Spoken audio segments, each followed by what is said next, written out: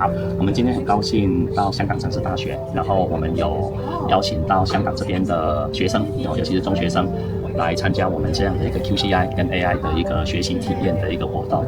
So now we are very happy to invite some high school students from Hong Kong to join our event for Quantum CI and AI experience learning. So I would like to ask your opinion. 我是中三，然后我们学校就是有在这些黑板上贴一些关于这些活动的简报，所以看到有兴趣，所以就参加。所以你有看到学校有这样的一个活动，你有兴趣你就来参加。好，你今天你做了哪些事？你可不可以跟我们讲一下？就是用这些资料，还有用这个拍摄到的东西去训练一个模型，来可以评估那些分数。所以你有拍照，然后有训练资料，所以你有收集了一些资料，然后建立一个模型，然后来评估说这样模型好或不好。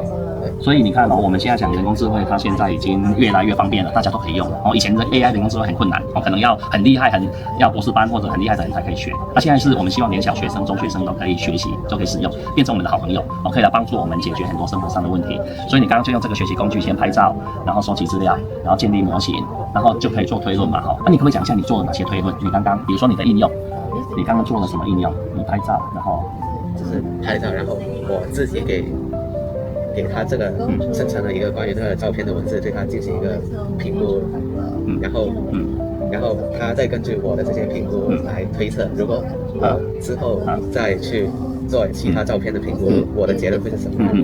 那你收集完资料以后，你建了模型，你怎么推论的结果？你觉得好还是不好？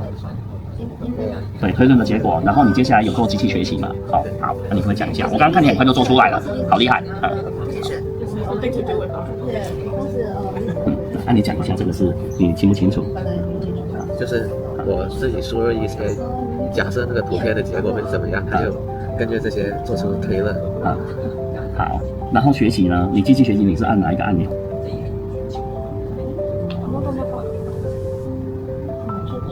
看这里。这边有一个机器学习。好，那你按下去，然后会怎样？它是需要我自己提供一些数据给他，然后他就会根据这些数据进行模拟，然后学习。学习的结果你满不满意？机器学习的结果满意。好，那可不可以讲一下你今天的一个学习心得？就是你从刚开始可能第一次看到这个东西嘛，其实它就是一台小电脑，这是一个比较完整的电脑，这个里面有 CPU 其实就是一个小电脑。对，那以后你就可以自己组装这样的一个电脑，或者可以设计一个更厉害的电脑。你可不可以讲一下你的心得？你觉得说，从早上10点到现在，那你讲一下你跟未来对这个有没有兴趣？有没有兴趣再往下再去体验，然后再去学看看？而且挺有兴趣的，因为 AI 现在也已经很常用了，对这个发展有很大的一个期望。好，所以未来如果我们有这样的活动，你也有兴趣再来参加？会考虑。如果说未来假设有这样的活动在香港，那有一些新的同学进来，他们没有学过，你可不可以来当助教来帮助他们学习？尽我的能力看，尽你的能力看看。好。